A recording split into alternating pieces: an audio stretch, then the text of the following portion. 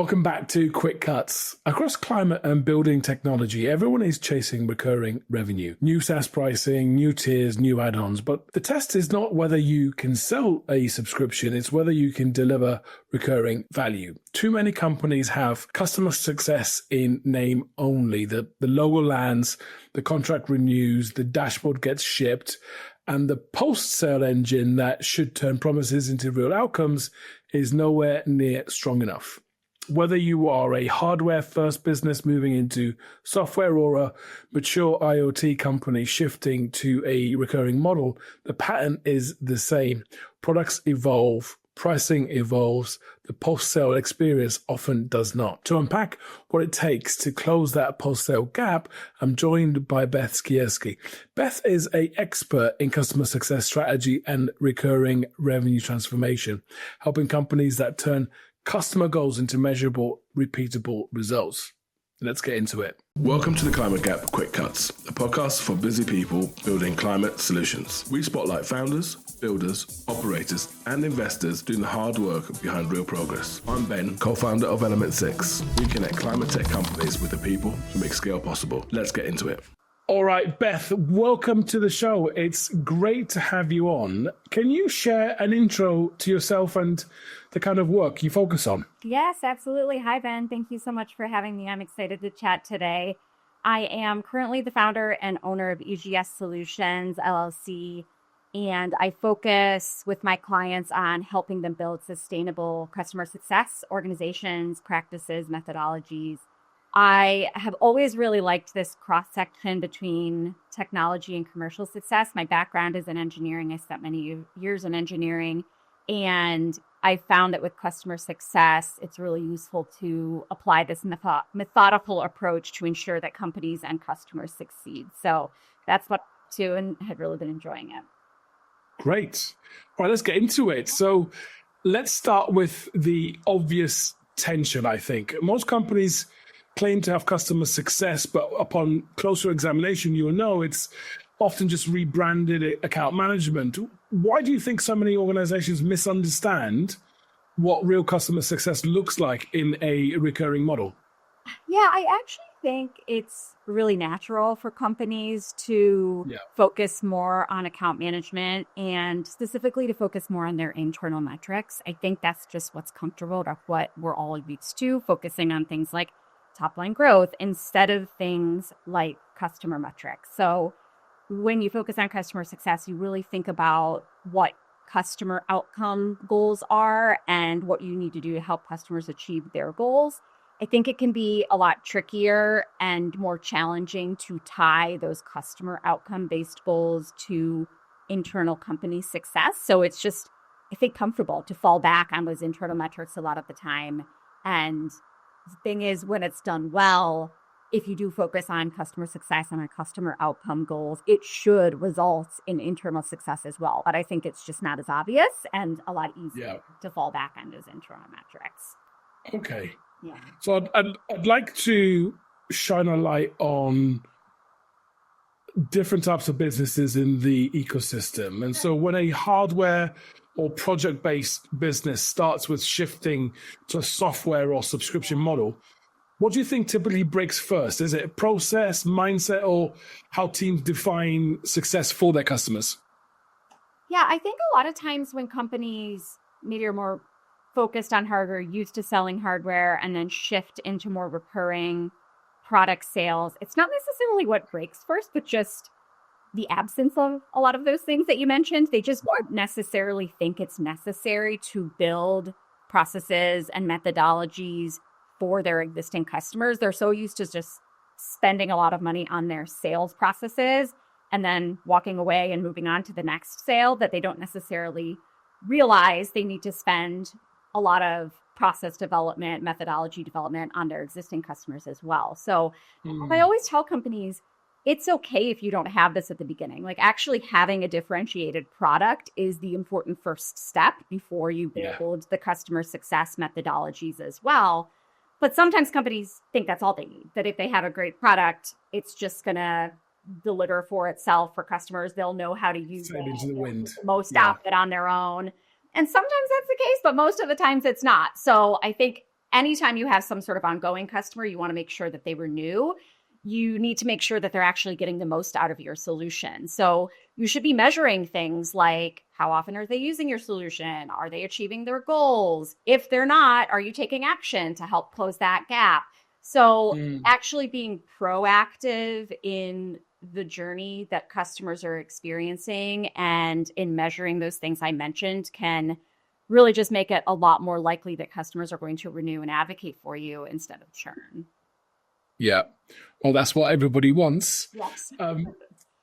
You have shared previously the need to move from reactive to proactive engagement. What does that look like in practice for business used to one-time project delivery, for example? Yes. One of my favorite tools in the customer success world is this idea of building a proactive customer journey map. So it's called a customer journey map. And the idea is to build it really as an ideal state map. So you really take a step back, you look at things from your customer's perspective every step of the way through the journey, from awareness of your product through sale, delivery, outcome achievement, even into advocacy and retention. And throughout each of those stages, you think about the questions that the customer might have every step of the way, and then you think about the touch points that you want them to experience. And in most cases, when I've done this exercise with clients, the touch points that they want their clients to experience are actually things they don't do today. So again, it's ideal state. You're thinking about, in an ideal world, what are all of those things our customer would experience? And I think it can actually be a little overwhelming for companies because they're like, oh my gosh, this ideal state is actually so far from where we are today. But you can just start with a few. You can just, your question of how do you shift from reactive to proactive, pick just a couple of these touch points and start delivering them for your customers. Prioritize and pick those you think might be most impactful. So for example, something as simple as, do you send an automated email when their order comes in saying, thank you for your order, here's your contact person, here's when you'll be hearing from us next. It gives them that feeling that you're reaching out to them before they have a problem, before they need to reach out to you. That's a simple one. Something a little more analytical and meaty is maybe later on when they're using your solution. Do you send them a monthly or a quarterly outcome report saying, look at how we're helping you achieve your energy savings goals, or look at how we're progressing toward your productivity outcomes that you're trying to achieve? Again, so often clients ask companies, hey, how are we doing? And then they scramble and they know how to get those answers, but it just feels better when it's served to the customer proactively. So if you pick just a couple things, it can really go a long way in that journey feeling a lot more positive for your customer. So to recap, just taking the step back, building the ideal state, and then little by little starting to shift it from more reactive to proactive. Right. Yeah, some great simple tips there that I think some have, or a few have, but I can imagine that a lot of that just gets missed in the kind of humdrum of day-to-day execution. Right. So if you zoom out, right, how can leaders tell whether their organization is still running a one-time mindset versus a recurring model? Like, what would you say some of those warning signs could be? Yeah, I don't think it's necessarily like a direct warning sign, but one thing I always see as a bit of a red flag is when there are functional silos and when there's finger pointing between functions. I've talked a bit about the customer success methodology and some of the tools like the journey map or measuring different metrics for the customer. But there's also just this idea of customer success mindset and culture. And everyone should be thinking about, why are we doing what we're doing? How are we helping our clients achieve their goals? And often if functions just care more about their own internal metrics, and they're saying, well, this function doesn't know what they're talking about, they're just trying to do this or that, then I think that's a red flag of not really being focused enough on customer success. Yeah. Okay. I think that's a fair way to run through that. Let's jump into measurement then. Okay. Many companies track renewals, not results.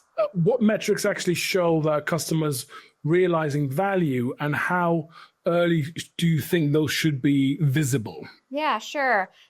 I think some sort of outcome metric, we've touched on that a little bit already, but some sort of outcome metric that's capturing how well you are helping a company achieve their Yeah. goals. And Yeah. of course, this is going to vary depending on the solution it is that you're selling, but you should understand what metrics the client had in mind when they said yes and purchased your solution in the first place. So, what were their internal buying criteria? So, for example, did they need to see a certain percent energy savings or a certain amount of productivity improvement for their teams or whatever? So, again, that's going to vary widely depending on what product is at hand. But some sort of outcome ROI metric, I think, is really important. In terms of how soon that data should be available, again, I think that depends too, but it should be framed in a way that aligns with how your customer is evaluating their success. So if they wanted to see a certain percent energy savings by the end of the year, first and foremost, when you're selling your solution, you should make sure that's actually something you're going to be able to prove. And then what it is, you should plan on reporting within that frequency. So I think just thinking about things again as the customer is really important. I also want to mention, though, it is important to start thinking beyond just the outcome metrics. So there's this idea of measuring a more robust customer health. That's something that is very popular in the customer success world. And the idea is to pull in metrics from multiple different categories in addition to outcome attainment. So things like adoption and engagement and just general customer sentiment. So for example, you may be in a situation where you are helping a client achieve their energy saving goal, but from an engagement perspective, perhaps you're not connected to the right stakeholders, or you had a really great stakeholder and they left the company. Or maybe you're connected to the right stakeholder, but the quality of that relationship is poor. That person actually isn't really happy with you or likes a different vendor better or something. So those things matter too for customer health. Adoption is really how much are they using your solution. So again, from your perspective, it might seem like things are going really well in terms of outcomes, but if they're not logging in and using it, then that can only take you so far. So the idea is to build a robust customer health scoring methodology that incorporates many different things so that when something turns yellow or red, you can act sooner. All for the purpose of not getting to renewal date and having someone churn and then being surprised. If you're measuring the right things in advance, you can fix them before you ever get to that point. Well, they like those types of surprises, not least founders or GTM leaders. So for any of those listening, where's the best place to start closing that post-sale gap? You've talked about a few things, but is it structure? Is it incentives? Is it culture? What would you say? Yeah, this is always a hard one to answer because I'm passionate about all of those things you mentioned, but I'd say probably start with culture with a close follow by putting some simple methodologies and structure in place. And then the reason I say that is culture, you can start right now. You don't need more resources. You don't need more people to do it. It starts from the top down. Just simply thinking of things from your customer's point of view and ensuring that you're having strategic conversations about your product development with that in mind. Are we helping our customers achieve their goals? And I do want to mention this doesn't mean doing everything a customer asks for, everything every customer asks for. That can pull you in a different direction. But it's just asking the questions and understanding, pulling that data in as you then decide how can we best help our customers at large to achieve their goals.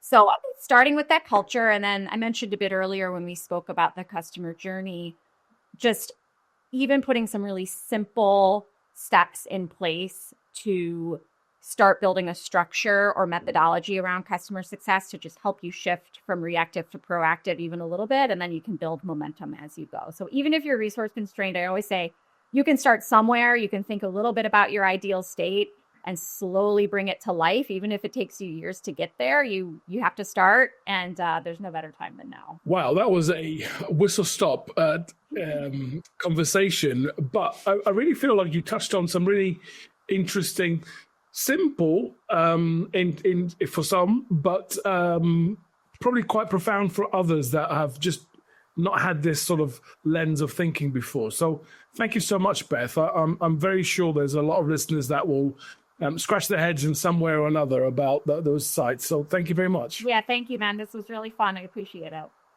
That was a sharp run through with Beth, and a few things stand out. First, recurring revenue only works if recurring value is visible. If customers cannot see the outcomes they expected, no renewal workflow will save you.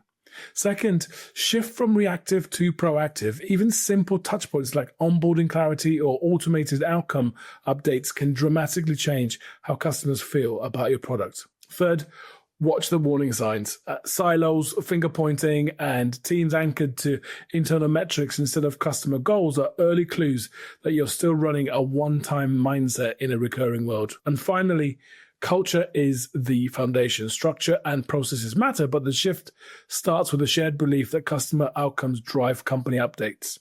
If you're moving into subscription models or scaling an existing one, this is a lens worth carrying forward. Thank you for listening to Quick Cuts. Short episodes, sharp insights, no filler. Catch you next time. You've been listening to the Climate Gap Quick Cuts. If you're building in climate tech, subscribe to hear more from the people making it happen.